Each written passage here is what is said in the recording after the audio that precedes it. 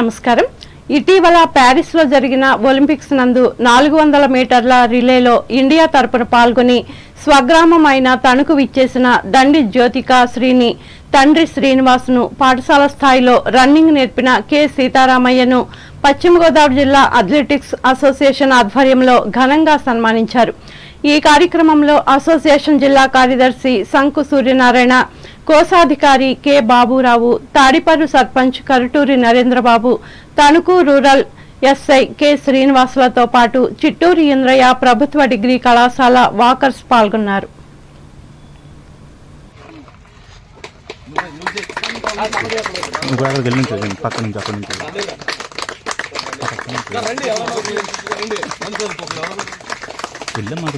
ఎవరు చేసినా అందరూ చేసినట్టేనండి. మీరు మరి దాన్ని ఏమనుకోవద్దు.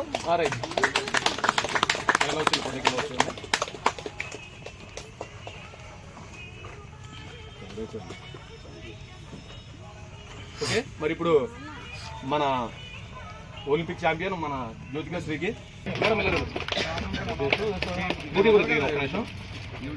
దండ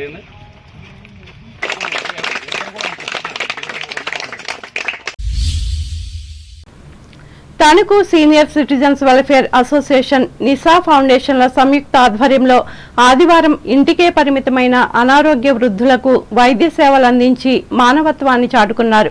ఈ మేరకు ప్రముఖ నేత్ర వైద్య నిపుణులు హుస్సేన్ అహ్మద్ సంచార శకటం ద్వారా పట్టణంలోని వివిధ ప్రాంతాల్లో పర్యటించి 5గురికి ఉచిత వైద్య సేవలు అందించారు. అలాగే సంఘ సభ్యులు షేక్ మస్తాన్ ఆర్థిక సహకారంతో మందులను కూడా ఉచితంగా అందజేశారు.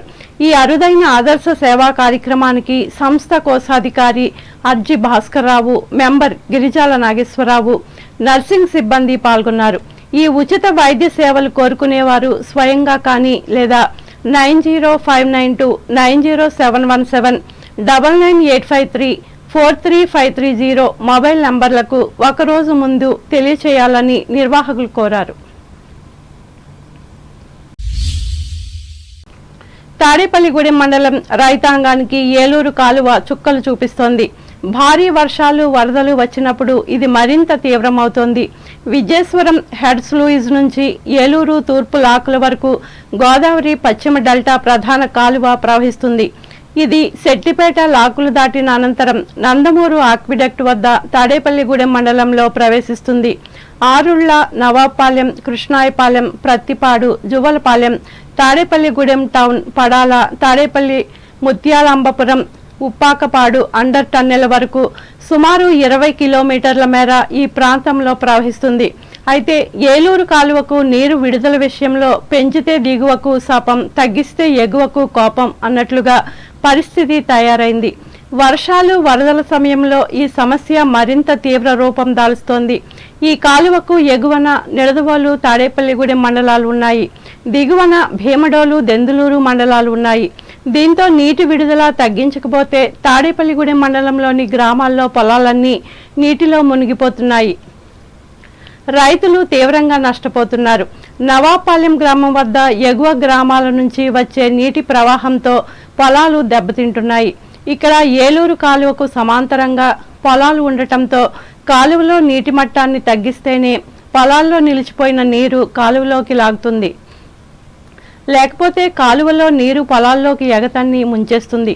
ఇక్కడ రైతులను దృష్టిలో పెట్టుకుని ఏలూరు కాలువకు నీరు విడుదల తగ్గిస్తే దిగువన భీమడోలు, ఉంగుటూరు మండలాల్లో ఉన్న రైతులు తమ పొలాలకు నీరు అందడం లేదని గగ్గోలు పెడుతున్నారు.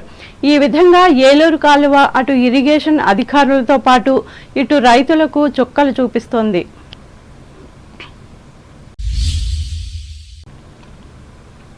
తూర్పుగోదావరి జిల్లా వార్తలు.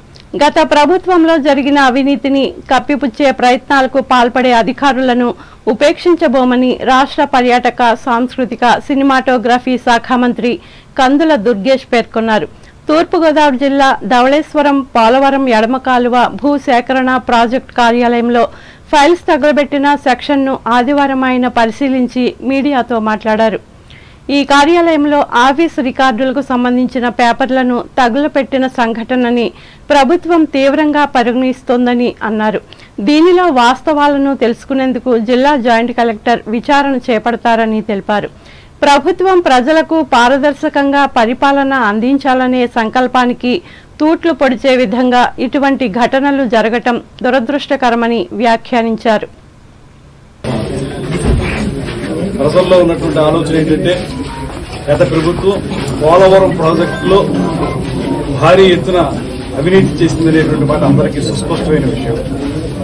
అందులో భాగంగా ఇవాళ ఎడమ కాలువకు సంబంధించినటువంటి ఈ ఫైల్స్, దానికి సంబంధించిన పేపర్లు ఏవైనా కానీ ఉండాలి, పాతవా కొత్తవా లేకపోతే అవసరమా లేదా అనేటువంటి విషయం వేరు. సహజంగా ఎప్పుడైనా సరే ఏ ప్రాజెక్టుకు సంబంధించిన పేపర్లు అయినా సరే అవి పాతపడిపోతే బాక్సుల్లో పెట్టి భద్రపరచడం అనేది మనం చూసాం.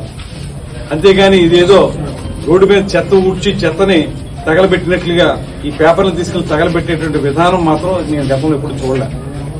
అంటే ఇది ఖచ్చితంగా ప్రజల్లో ఉన్నటువంటి ఆలోచనకి అద్దం పట్టే విధంగానే ఇది ఎలా ఉందంటే అవినీతి జరిగింది, అవినీతిని కప్పిపుచ్చుకోవడానికి రేపొద్దున ఎవరైనా యాక్షన్ తీసుకుంటారు, దాని మీద మేము ఇబ్బంది పడతామనేటువంటి మాటతోటి అధికారులు ఇందులో ఇన్వాల్వ్ అయి చేశారా అనేటువంటి మాట బయట వినపడతా ఉంది. దీనికి కారణం ఇలా తగలబెట్టడం అనేది ఒక పరంపరగా జరుగుతూ ఉంది ఈ మధ్యకాలంలో. అందువల్ల దీని మీద నేను జేసీ గారిని రిక్వెస్ట్ చేసేది ఏంటంటే ఖచ్చితంగా స్పష్టమైనటువంటి విచారణ జరగాలి. విచారణ జరిగి ఇందులో ఎవరైతే ఇన్వాల్వ్ అయి ఉన్నారో వాళ్ళందరూ బయటికి రావాలి, వాళ్ళందరికీ ఖచ్చితమైన శిక్షలు పడాలి. లేకపోతే ఇంత ట్రాన్స్పరెంట్ గా మేము పరిపాలన చేద్దాం అనుకున్నప్పుడు. వార్తలు ముగించే ముందు ముఖ్యాంశాలు మరొకసారి. పాలకొల్లు నియోజకవర్గంలో అంతర్గత రహదారి నిర్మాణానికి శంకుస్థాపన చేసిన రాష్ట్ర మంత్రి డాక్టర్ రామానాయుడు. కాంబోట్లపాలెం గ్రామంలో వరద బాధితులకు పంపిణీ చేసిన నిత్యావసరాలు. భీమవరంలో ఆరంభమైన మావుళ్లమ్మ అమ్మవారి 50వ జాతీయ మహోత్సవాలు ప్రారంభించిన ఎమ్మెల్యే పులపర్తి. వేల్పూరు, స్కిన్నెర్పురం గ్రామాల 2 మహిళల వైద్య ఖర్చులకు మంజూరైన ముఖ్యమంత్రి సహాయ నిధి పత్రాలు తణుకులో అందజేసిన ఎమ్మెల్యే ఆర్మిలి. తణుకులో నేతాజీకి ఘనంగా నివాళులర్పించిన తెలుగుదేశం పట్టణ అధ్యక్షులు వెంకటకృష్ణ, జోహార్లర్పించిన కార్యకర్తలు. తాడేపల్లిగూడెం మండల రైతులకు చుక్కలు చూపెడుతున్న ఏలూరు కాలువ, వరదొస్తే అస్తవ్యస్తం. గత ప్రభుత్వ అవినీతిని కప్పిపుచ్చే ప్రయత్నాలను సహించేది లేదు. పోలవరంలో ఇరిగేషన్ అధికారులను హెచ్చరించిన రాష్ట్ర మంత్రి దుర్గేష్. ఈ వార్తలు ఇంతటితో సమాప్తం. నమస్కారం.